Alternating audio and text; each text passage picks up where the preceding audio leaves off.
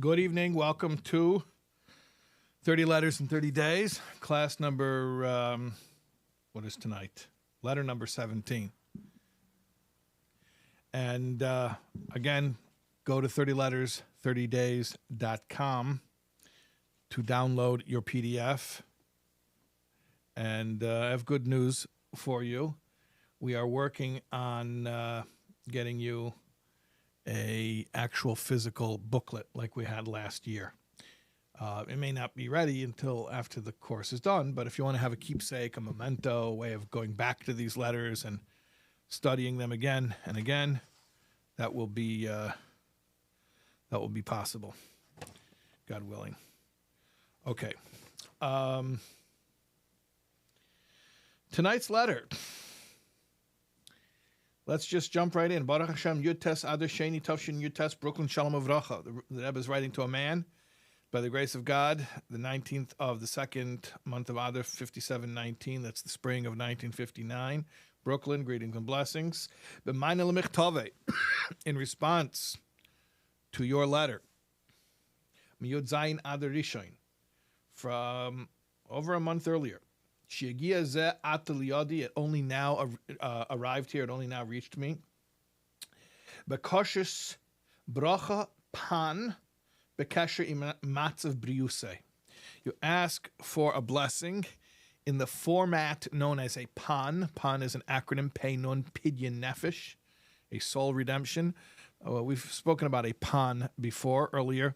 It's a specific type of letter that a chassid writes to a Rebbe requesting blessings. It's a specific type of correspondence, and it has a very specific formula where one requests blessings, and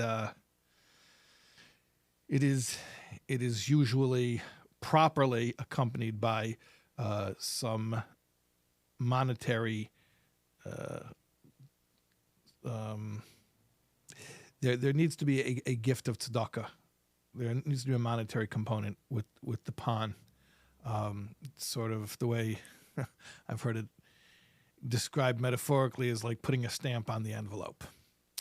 So that's what a pan is. And the Rebbe would receive these petitions for prayer and bring them to the oil, the resting place of his father-in-law. That's what the Rebbe would do with a pan. That's what he would explicitly say. In fact, he's going to say this right now.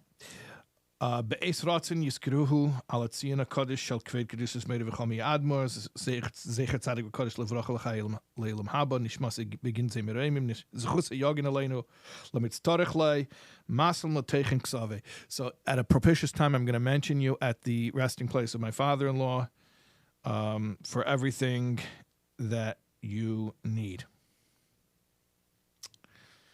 All right. So the guy wrote, all we know so far is he wrote about his health situation. That's what the Rebbe referred to.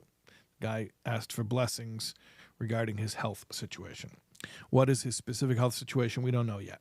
We're going to find out pretty specifically, but we don't know yet. Let's see what the Rebbe tells him. You have because you have a role in a shul. Now, I'm going to make some guesses here. I'm going to guess this guy's not the rabbi. I think if he were the Rebbe would have said that very clearly, because you are a leader of a congregation, and we know that no leadership position is by accident, and that even the guardian of a well is appointed from heaven. You know, the Rebbe brings that in Maimer Chazal quite often. So the fact that the Rebbe says you're involved in a shul, I'm assuming that he's not the rabbi. I'm assuming he's not even like the big money guy, because I feel like the Rebbe would have said explicitly something about that as well, about supporting the shul. It sounds like he's just involved in a shul. Maybe he's just one of the more vocal members. Maybe he has some type of unofficial capacity. Or maybe it's an official capacity. I don't know. But the Rebbe says you're involved in a shul. Another thing I would guess is that the guy probably mentioned it to the Rebbe. maybe he mentioned it in passing. Maybe it wasn't really the main point of his letter. Maybe the main point was about his health problem. But the Rebbe is taking that piece of information and building on it. So the Rebbe says, because you're involved in a shul. Ubedere Seinu, interesting, the Rebbe says, in our generation, Bedere Seinu Ele, in these generations, Beis HaKnesses, a shul, Harehu Gam Beis HaMedrash, is also a study hall. In halacha, there's a distinction made between a Beis Knesses and a Beis Medrash. Beis Knesses means the place of gathering, which is literally a synagogue in Greek, a place for gathering together, and that's for davening. Then there's a Beis Medrash, which is a place for learning. Interestingly, Kedushas Beis Medrash is greater than a Kedushas Beis Knesses. Place where you study Torah is even holier than the already high holiness of place where you daven. So the Rebbe says, in our generation, shuls pretty much are the study halls. And it's an interesting observation. Yeah, there are some exceptions to that, but usually, I guess yeshiva bachram, they daven where they learn. But most people learn where they daven. You understand what I'm saying? Like, it's your shul, and then you happen to learn there as well.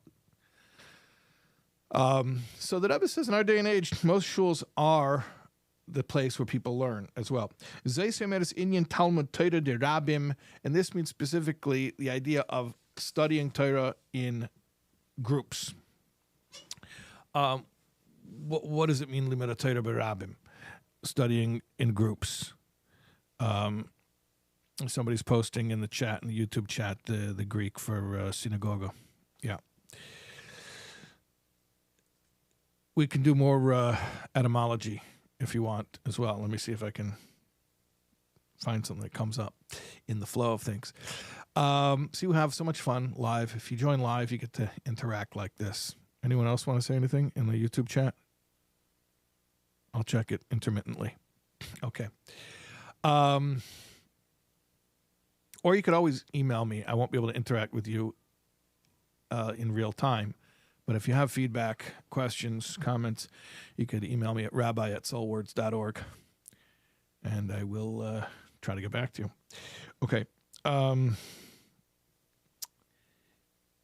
So limud Torah berabim means specifically Torah study that is done in groups. And it has a special advantage. Torah study obviously is very powerful. And it brings great blessings to those who study the Torah. But there is an exponentially greater advantage to limud Torah berabim, as is explained in many places in Chassidus. Specifically, the advantage of learning in a large group, and even a minyan. Even though we normally think of a minyan as being something that's a function of communal prayer, we don't necessarily think about needing a minyan for a Torah class. There's definitely a special hashras hashchina, a special indwelling of the divine presence that occurs when we study Torah in large groups, specifically in a minyan or larger. Moving v'gam pashut, so it is understood and obvious. The more that you put forth an effort to improve the awe of heaven and the study of Torah in the shul, the merit of the many will help you. It's going to add to your blessings from Hashem, including in the matter of health, which is what the guy wrote about. He wrote about his health. So the Rebbe says, oh, I got a perfect thing that'll help your health. It's good for everything. It brings down blessings in general, but including health. You're involved in a shul, so you should really be involved in limud Torah berabim. That's going to be good for you. Okay. V'kevan asher etzel ish v'isha ha'Yisraelim harei hagashmios v'haruchnius yachad yahalechu. Now, because for a Jewish man and woman, I don't think people realize how unusual the Rebbe's choice of words truly is. The way that Hebrew works, you can just use the masculine and it includes everybody. The fact that the Rebbe says ish ve'isha is not typical rabbinic idiom. It is really a unique innovation of the Rebbe. And the Rebbe does it often. Kol echad va'achas. That one's really it sticks out. And I have to tell you, to people who aren't used to the Rebbe's speech patterns, it's actually jarring. I don't think you hear most rabbis use that expression. Each kol echad va'achas, right? Every individual, everyone, but the Rebbe will use the masculine and the feminine form. So the Rebbe's writing to a man here, doesn't even have to mention women. Why? Who brought up women? Who's talking about women, right? But the Rebbe says the man or the woman of Israel, Jewish man or woman, their materiality and their spirituality go together.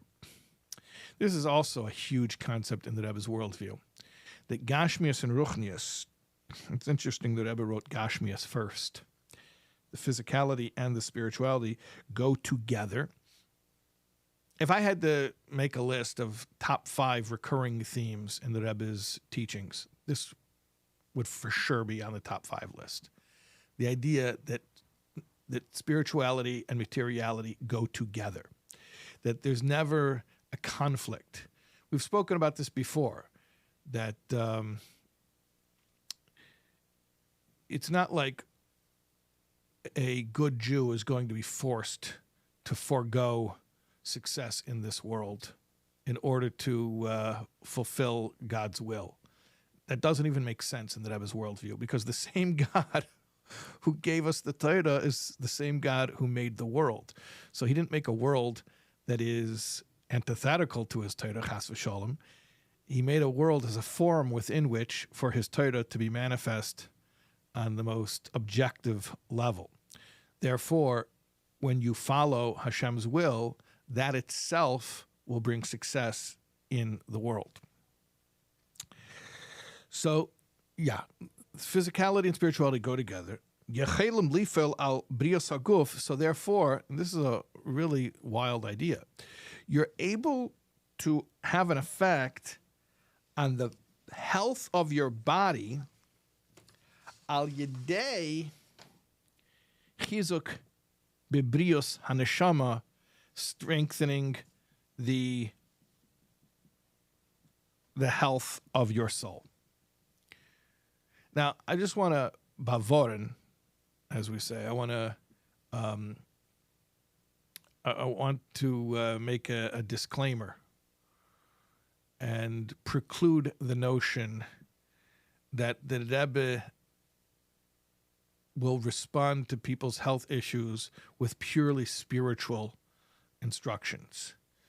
Anyone who's read a good number of Igros, I don't even think you'd have to read more than half a volume. You would pick up on the pattern that the Rebbe tells people: speak to your doctor, follow your doctor's advice, seek natural means. Natural meaning non-miraculous. I don't mean natural like, herbs, although why not? But I mean natural like bederech hatava, non-miraculous means for your healing. So the Rebbe definitely is into the idea of rishus nitna l'reifel arapes, as our sages say. The healer was given permission to heal, and that the way that Hashem's healing comes into the world is through a natural vessel. So I just want you to know that. That's the disclaimer here. In this particular case, we don't see that I'm mentioning any conventional measures that the person's supposed to take for his healing. And perhaps, we don't know this, but perhaps in his letter, the person already told the Rebbe that he is seeing a physician. And so that part of it is covered. Or not, I don't know. This is only conjecture right now.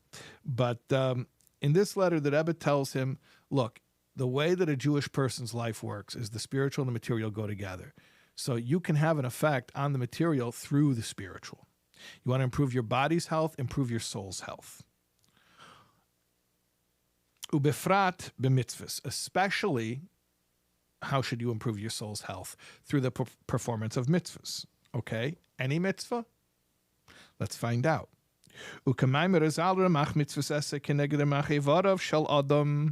concept that the 248 positive commandments, obviously there are a lot more do's than just 248 and a lot more don'ts than the 365, but we're talking about biblical commandments, actual biblical commandments. And then there are rabbinic offshoots and various almost innumerable, literally innumerable halachas, because Torah Shabbat Peh is still evolving, actually. So there are unlimited halachas that grow forth from the 613 commandments. But at any rate, there are 248 positive, 248 do's, and 365 don'ts. Our sages say the 248 do's correspond to the 248 limbs of the body. Yes, there are 248 limbs of the body. We mentioned that in the Mishaberach prayer. And when we say that healing should be sent from on high to the 248 limbs of the person who is in need of healing. So the mitzvahs correspond to the 248 limbs of the body. Muvan, so it's understood, she michush beraglayim, that a pain in the feet, hatikun beruchni shalai hu binyan tzedakah.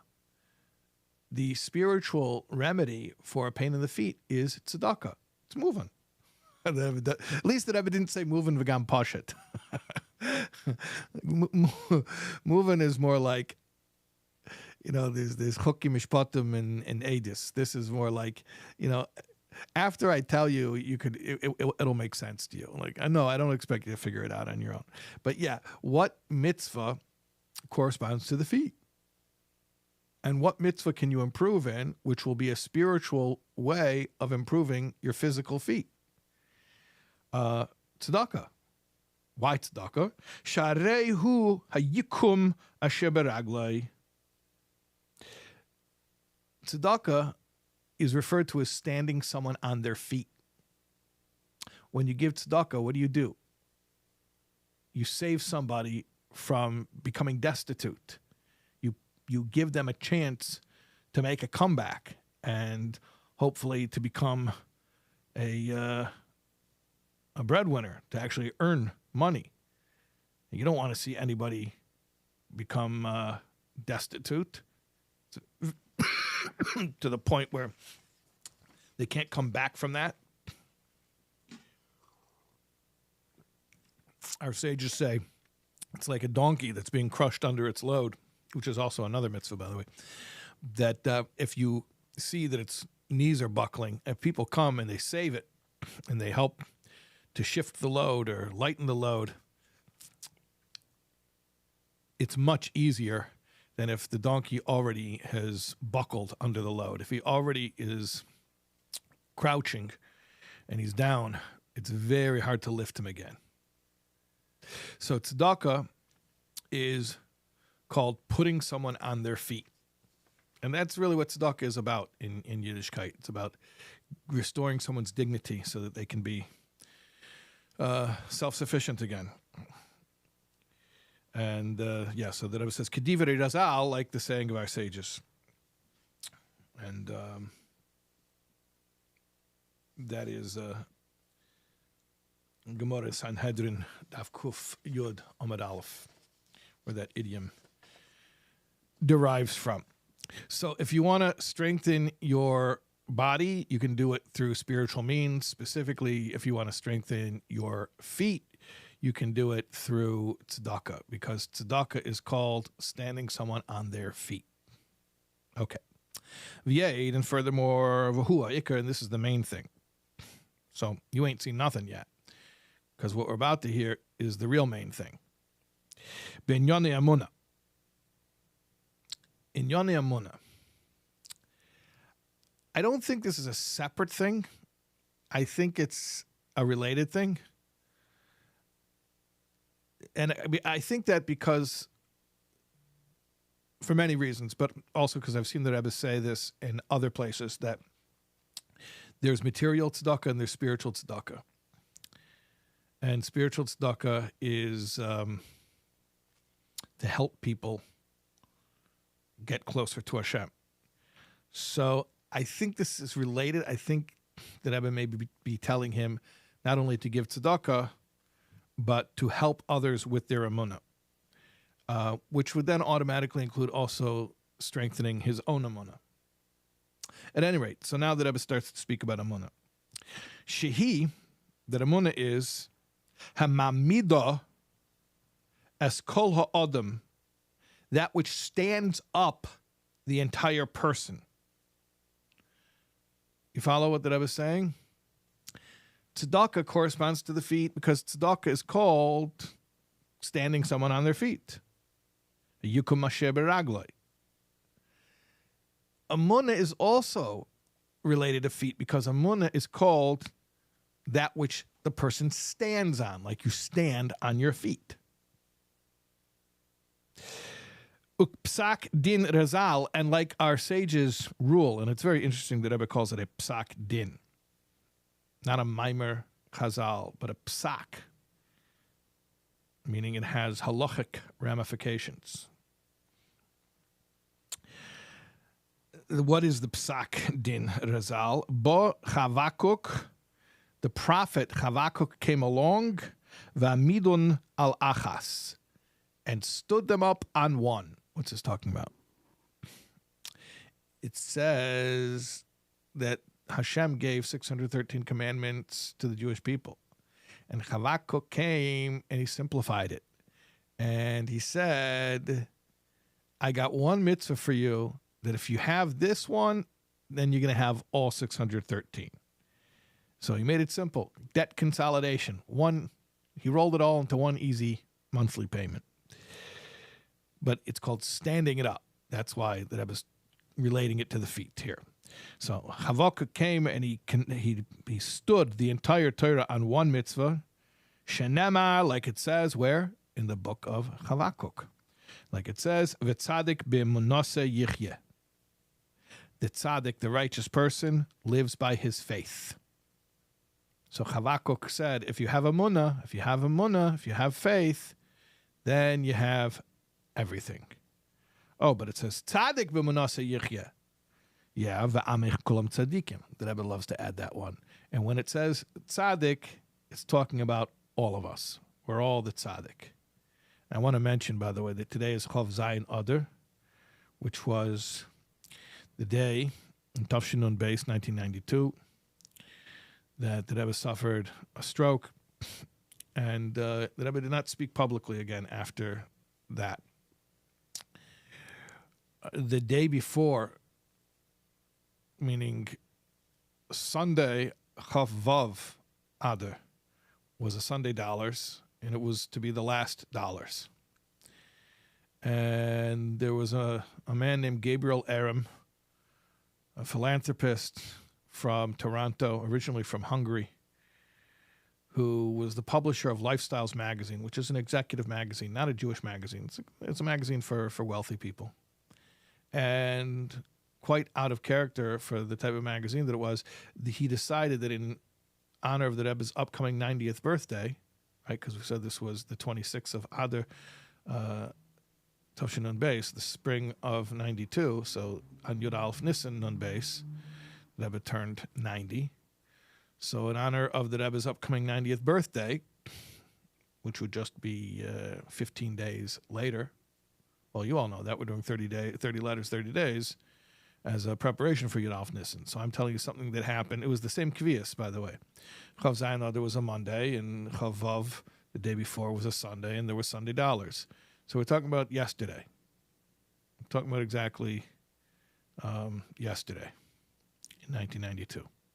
So Gabriel Aram came to the Rebbe in the dollar line and said that he's writing a magazine article about the Rebbe in honor of his 90th birthday. That wants to know what's the Rebbe's message. The video is to be found online. You could easily find it. And the Rebbe is speaking in English. So the Rebbe says, what's his message for the world? He says, 90, the Rebbe was turning 90, is tzaddik in Hebrew. Every letter in the Hebrew alphabet has a numerical value. So the lesson is that every Jew can be a tzaddik. You hear that? Here, this magazine publisher is telling the Rebbe, we want to write a whole article about the Rebbe. What does the Rebbe do, which is so typical of the Rebbe? He flips it on the guy and says, don't make it about me. Make it about all of you. It's about you. You want to be you want to look at me and be in awe of me? No. I'm going to flip this and put it on you. You do something awesome. You're the tzaddik. By the way, Gabriel Aram asked the Rebbe, because it wasn't a Jewish magazine, so he said, oh, then what's the Rebbe's message for the non-Jewish world? The Rebbe did not hesitate even a half a second. The Rebbe said, same thing. Through the 7 Noachide laws, every human being can be a tzaddik. There's such a term, tzadikei umas ha'olam, the righteous of the nations. So the Rebbe saw the entire humanity as tzaddikim. Just thought I would add that at this juncture. So Chavakuk said that tzaddik b'menaseh yichya. The main thing for the tzaddik is his amunah, is his faith. V'amech kulam tzaddikim. That's not from Chavakuk. That's from another navi, but it'll also help. Add it to the combination over here, and we basically emerge with the formula that the key to everybody's spiritual service is amunah, and once you have the amunah, once you have the faith, then you have everything else. So that's why it's called the feet. That's why amunah is called the feet. All right. This is a very interesting part of the letter. Now, all Jewish people are called believers, the descendants of believers. In other words, it is inherent, it is innate in your very essence to be a believer. So, although that is true, Hare, Amunas Bnei Yisrael tzrich aliyes dafke be'efen shtashpia al mahalech machshavte b'meshech kol hayom. The faith that a Jew has to be one specifically that affects his line of thinking all day long. A little explanations in order. Chassidus explains often that emunah, by its very nature, can be b'derech makif. B'derech makif means transcendent. Okay, maybe that's not any better than saying b'derech makif. All right, so what does transcendent mean? It means like this. It means, in theory, I believe. But in practice, it's very hard to feel that way. And it's definitely hard to make behavioral choices that are aligned with that. So in the abstract, yes, of course. Hashem's the creator, and everything he does is for the good, and yes. But I'm having a hard time feeling aligned with that. So that's what it means. The amunah is b'derech makif, that it's hovering around, so to speak. It hasn't been integrated into one's thinking. Sometimes Chassidus will cite the Talmudic expression, ganva pum machtartach monakarya, that a thief is tunneling into a house to do a break-in, and he says a little prayer. Well, hold on a second. If he's a believer, as evidenced by the fact that he's davening, why is he stealing? Hashem says, do not steal. And if he's not a believer, as evidenced by the fact that he's a thief, then why does he waste time praying? Just get in, get out, and get out of there. So Chassidus explains, he is a believer, but his amunah is b'derech makif. In other words, in the abstract, of course I believe in Hashem. But when the rubber hits the road and I got to really, really make a decision here, I got to do something, it's too hard to act in a way that's aligned with my beliefs.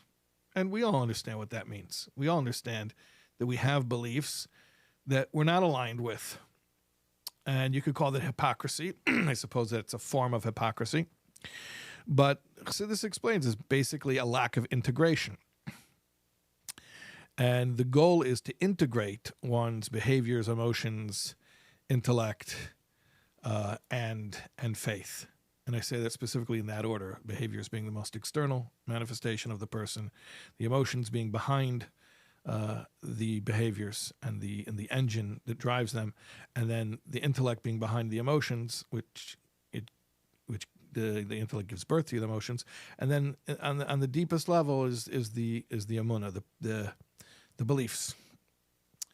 So the Rebbe says, yeah, all Yidden Maminim B'nei Maminim, I know that you already have faith just because you're Jewish, but I'm talking about the kind of faith that is aligned with your thinking, that on a conscious level, you're not just believing in God, you're thinking the way a person who believes in God ought to think.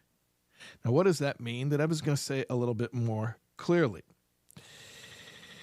Zoyse Meres, this means to say, Shebechol me'eda ve'inyan, that in every incident and in everything, yach kor v'yachapes, you should seek out, you should search, inyan hashgacha pratas asher bai, the divine providence that's in it. So what does it mean that your emunah has become integrated into your thought pattern? It means that you cannot have an experience and not look for some sign of divine providence in the experience that you've had. And not only that you can't avoid looking for it, but the Rebbe is going to describe the urgency with which you look for it. In spite of the concealment that nature places over the design, the creation is an inherent concealment which masks creator. It appears to operate independently. It appears to have its own life, its own existence. But a person of faith is going to overcome those appearances, and he's going to earnestly search for the sign of divine orchestration in everything that happens to him. Veyeda borer, and he's going to know clearly. Asher kolzman shalei matzin nekudas hashgacha pratis, that as long as he doesn't find the sign of divine providence, that means he still doesn't understand the truth of what happened. Meaning, you can describe something as an event, but until you can tell it as a story about God's involvement, God's specific, conscious, directed involvement in your life, then you don't really understand what happened. That's what a person whose emunah is integrated into his thought patterns is going to live like. Va'ad kedei kach, and this is to such an extent, she'eh choser b'svias retzeinai, he's not going to be satisfied. I would almost translate this as, it will disturb him. I think Sichas in English translated it frustration. He'll be frustrated. I like that. That's good too. Shematzav nafshi zeh. This state of this mood, basically, that I was describing a guy who has an experience, and he's looking for the hashgacha pratis in the experience, and he can't find it, and it disturbs him. It really perturbs him that he can't find the hashgacha pratis. So the Rebbe says that type of state of mind, that's a proof that his faith is full, meaning it's intact, it's robust. And that it's not just makif, like we explained earlier, meaning transcendent, meaning it lacks integration, or chelki meaning partially, meaning he picks and chooses. In this area of life, I believe in God. In this area of life, I'm on my own. I got to look out for myself, right? That would be oifen chelki.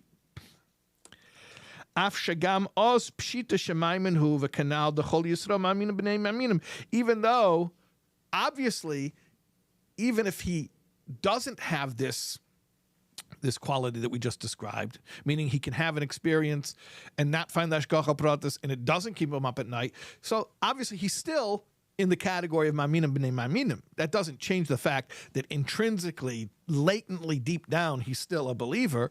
But when the belief is well integrated into his consciousness, it's going to affect him in a way that he will be disturbed when he doesn't find the hashgacha pratis in his life. And what I'm about to tell you is pure conjecture. I have no way of knowing if this is what the Rebbe meant for this person. And I actually don't know if this is what the Rebbe is implying from these words. But something tells me that the Rebbe it's more than a limud zchus. A limud zchus means an exonerating argument, finding a silver lining. But it's more than that. What is the Rebbe saying essentially here? He's saying that a person who's looking for divine order in life, and he's coming up short, he's not seeing it. Life is appearing random to him. And therefore he's upset. He's upset. Why is the world so random and chaotic? Where is God? The Rebbe is responding and saying, wow, look at your faith. That's faith. Because it means your supposition is that hashgacha pratis should be readily apparent in every aspect of life. And the fact that it's not is something unconscionable to you. In other words, if you were able to have an experience and not find the hashgacha pratis in that experience and be like, no, just shrug it off. What do you expect? Yeah, the world is kind of random. That would be a lack of faith. But the fact that you're having an experience and you cannot reconcile that with the fact that God is running the world and it's bothering you, wow, what faith. That's what I think that Rebbe is saying. So it's sort of a reversal of a paradigm that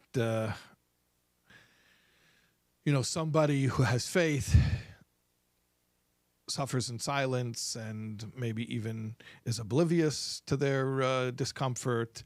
And that's what faith is. Faith is you just roll with things. And perhaps that is one definition of faith. But over here, the Rebbe is saying, actually, the guy who's bothered when he doesn't see Taiva, Nirava, Nigla. The Rebbe doesn't use those words here, but the Rebbe uses them in plenty of other places.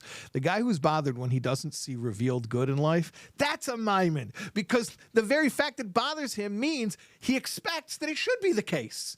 He expects that God should always be revealed in life. You hear what the Rebbe is saying? Good stuff. Powerful stuff. Okay.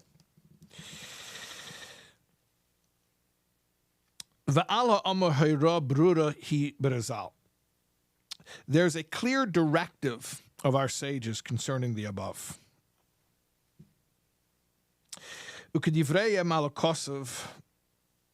v'hoya amunas itecha v'gomer. They comment on the verse, and the faith of your times. Emunah zeh seder zroim. What is the faith of your times? It is the Mishnaic section or order of agricultural laws. That's what our sages say. Our sages say that faith in Hashem's times means agricultural laws. What does that mean? Pray tell. It means, and this is a Yerushalmi that's brought in Tosfos. It means Amunah zeh seder zroim shemaymin bechai ho'elamim v'zeireya. He believes in the life of the worlds, meaning God, and therefore he plants. Right. Yerushalmi huva b'Tosfos Shabbos lamed aleph aleph.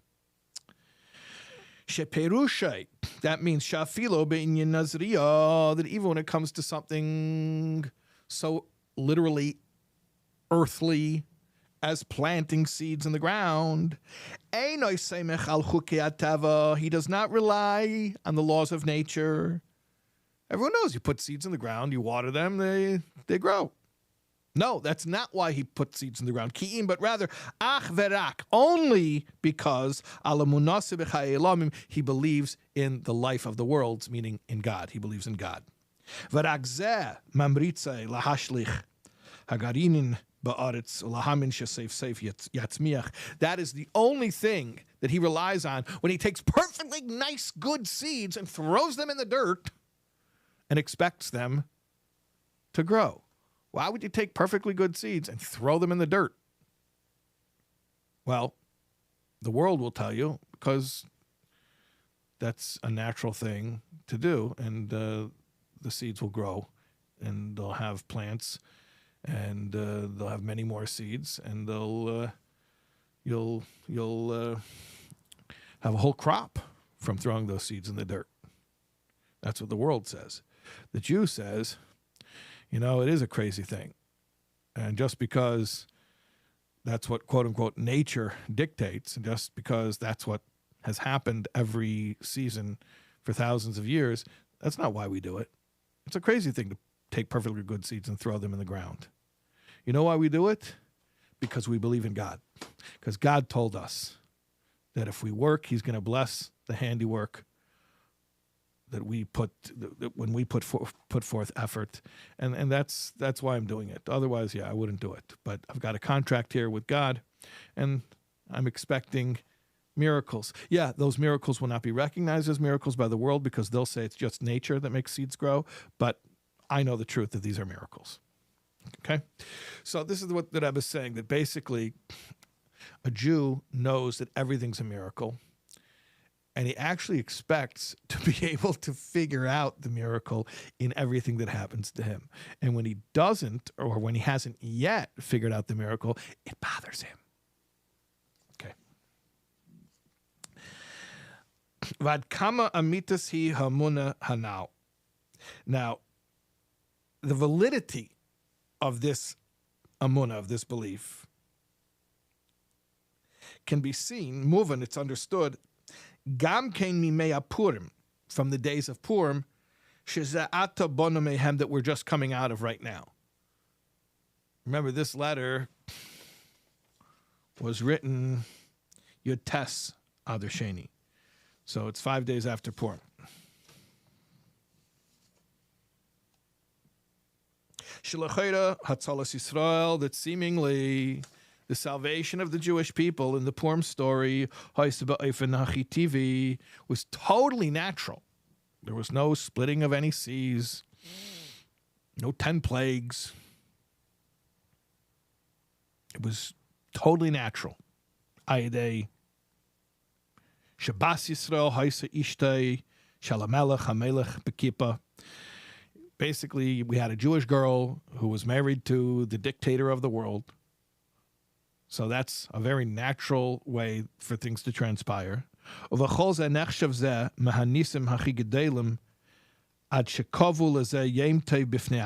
yet, we Jews consider the Purim story one of the greatest miracles, and we make a whole day of celebration based on that. Birkas she'asa nisim, and on that day, we recite the blessing, thanking God for his miracles, ad hayom hazeh, until this very day. So you see a story that seems as natural as the Purim story, where there are no overt miracles, but we look at it as a miracle and we celebrate that until this very day. Vafilo maseches bifnei atzma, and even, this is a very interesting point. The Rebbe says that there is a Talmudic tractate of, it's called Megillah, which is dedicated specifically to Purim. The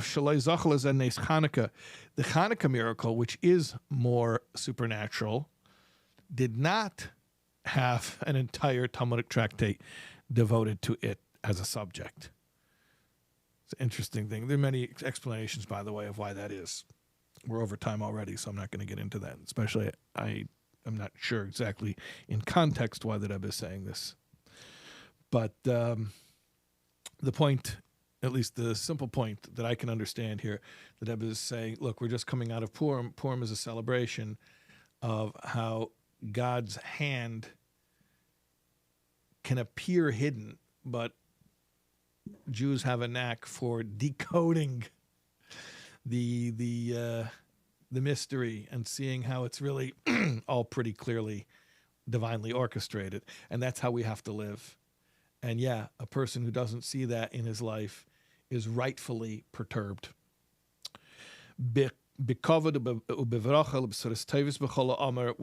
esteem and blessing, for that you should report good things in all the above mentioned. That's it. And then we have footnotes. Yeah.